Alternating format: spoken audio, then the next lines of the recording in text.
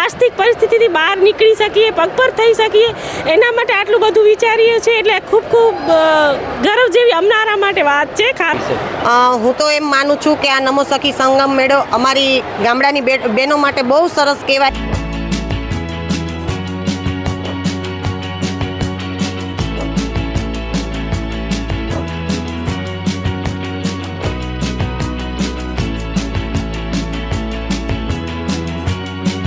બેટી બચાવો બેટી પઢાવો, નારી તું નારાયણી. અને કહી શકાય કે મહિલાઓ પણ પગભર થાય એના માટે રાજ્ય સરકાર હોય કે કેન્દ્ર સરકાર હોય અનેકવિધ કાર્યક્રમ આપતી હોય છે. ભાવનગરના આંગણે નમો સખી સંગમ મેળાનું આયોજન કર્યું છે. મહિલા સશક્તિકરણની એક ઉમદા કહી શકાય કે આ પહેલ છે એમ કહી શકાય. ભાવનગરના આંગણે જે આયોજન થયું છે, 100થી વધુ સ્ટોલો મહિલા દ્વારા નાખવામાં આવ્યા છે. જે મહિલાઓ છે પોતે રોજગારી મેળવે છે, બીજી બહેનોને પણ રોજગારી આપે છે. એમના માટે આ એક ઉત્તમ અભિગમ અપનાવવામાં આવ્યો છે સરકાર દ્વારા. ભાવનગરના જવાહર મેદાન ખાતે આ પ્રકારના જે સખી સંગમ મેળાનું જે આયોજન થયું છે, મોટી સંખ્યામાં લોકો છે એ મુલાકાત લઈ રહ્યા છે. મારું નામ છે જાડેજા ઉર્મિલાબા. હું લખપત તાલુકામાંથી દયાપર ગામથી આવેલી છું. અને અમે પહેલાં મંડળમાં 10 બહેનો જોડેલા હતા અને પછી થોડું કરીને કાંઈક કામ કરવા માટે નીકળવાનું પ્રયત્ન કર્યું. પછી એવી રીતના અમારી જે બહેનો હતી, જે હું પોતે એક દરબાર કાસ્ટથી આવું છું, એટલે અમારી બહેનો બહુ ઓછી નીકળે છે બહાર. અને અમને થોડુંક આવામાં નીકળવા મોદી સાહેબે આવડું બધું અમારા માટે વિચાર્યું અને આર્થિક પરિસ્થિતિથી બહાર નીકળી શકીએ, પગભર થઈ શકીએ, એના માટે આટલું બધું વિચારીએ છીએ. એટલે ખૂબ ખૂબ ગર્વ જેવી અમારા માટે વાત છે. ખાસ કરીને તો હું બીજા બહેનોને પણ વાત કહું છું કે તમે પણ આવો અને આવામાં જોડાઓ. અને અમારું પ્રોડક્ટ છે આ મગમાંથી બનાવેલા વાટકીયા છે, જે અમે ઘરે બનાવીએ છીએ. પ્લસ પછી આનામાં છે આ પાસ્તા, એ અમે મઠમાંથી બનાવેલા છે. અમે કચ્છીમાં એને કોયડ કહીએ. આ કોયડમાંથી બનાવેલી વસ્તુ છે. પછી આવે છે આ ગાંઠિયા, આ જુવાર આપણે જે ખેતરમાં બનતી હોય એનામાંથી બનાવેલા અમે ગાંઠિયા બનાવ્યા છે. તો ક્યાં પણ મેળા સ્ટોલ હોય તો મારી બહેનો જે બનાવે છે ઘરે, એ તો નથી નીકળતી, પણ મને મોકો મળે છે તો હું બહુ સરકારનો આભાર માનું છું. મારું નામ મનીષાબેન જનકભાઈ અખિયાણીયા છે. હું બેડી ગામની વતની છું, રાજકોટ તાલુકો. અને અત્યારે અમે અહીંયા ભાવનગર નમો સખીનો મેળો લાગેલો છે, તેમાં આવ્યા છીએ ભાગ લેવા માટે. તમે કેવા પ્રકારનું મટીરિયલ લઈને આવ્યો છો ને તમે પણ સખી મંડળ ચલાવતા હશો, બીજાને રોજગારી આપો, આખી વાત કહો. હા, અમે ત્યાં અમારું સખી મંડળ ચાલે છે રવિ રાંદલ મિશન મંગલ તરીકે. અને આ બધા જે મંડળ આર્ટના પોસ્ટર ને બધું છે અમે બનાવીએ છીએ, બહેનોને બનાવવા આપીએ છીએ. એટલે તેમને પણ લાભ મળે, તે પણ આગળ વધી શકે, એવી રીતે બધું અમે અને કટલેરી આઈટમને બધું સાથે વેચું છું અને આ બધું જાતે બનાવીએ છીએ. અગાઉ તમે ભાગ લીધો છો? હા, હું સરસ મેળામાં ગમે ત્યારે, પછી આપણે રાજકોટ લોકમેળો યોજાય, ગમે ત્યારે સિટીમાં, ગમે તે સિટીમાં હોય, અમને સરકાર તરફથી મળે એટલે અમે ભાગ લઈએ છીએ. કેવું મેળાનું આયોજન કેવું લાગ્યું? સારું છે, બહુ સરસ છે. નમો સખીમાં પહેલી વાર આવ્યા છે, પણ સારું એવું છે. એમ સરસ મેળામાં તો લઈ જ છે, પણ નમો સખીમાં પહેલી વાર મળ્યો છે. બહેનો પગભર થાય એવા ઉમદા હેતુથી નમો સખી સંગમ મેળાનું આયોજન થયું છે.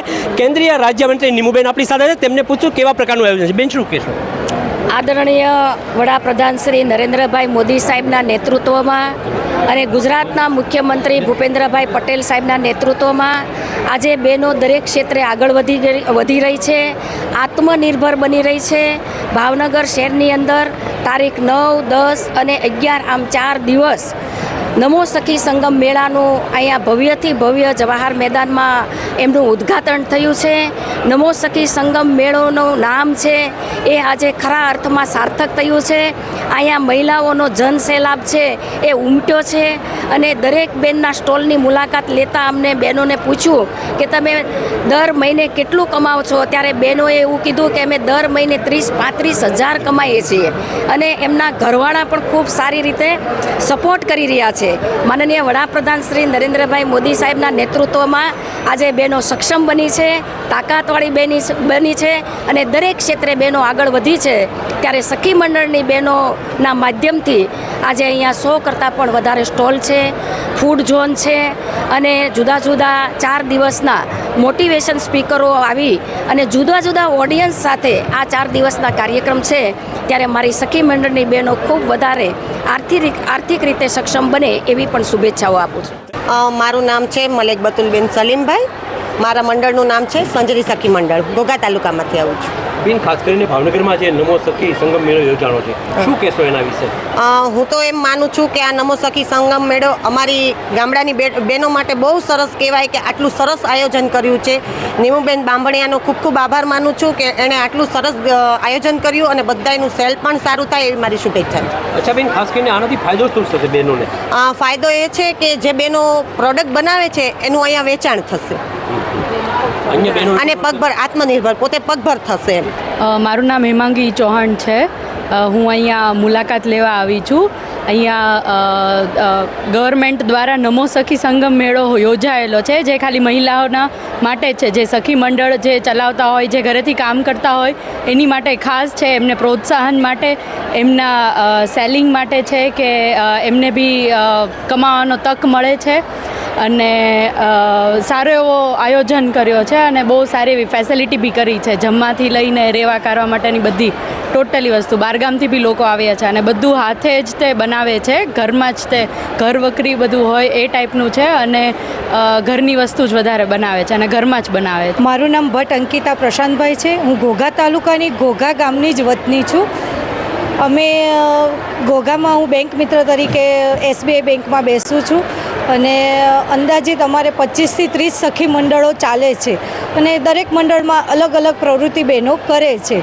સરકારશ્રી તરફથી અમને CC loan, cache credit loan દરેક મંડળના બહેનોને 1 લાખથી 5 લાખ સુધીની મિનિમમ અત્યાર સુધીમાં 50થી 60 લાખ સુધીની બહેનોને મળી છે.